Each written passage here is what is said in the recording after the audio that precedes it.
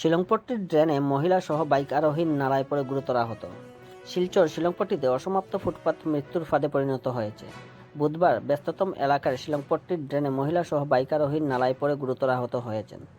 দুইজনই নালার দুর্গন্ধ জলে ভিজে নাজেহাল হন। পরে স্থানীয় জনগণ তাদের উদ্ধার করেন।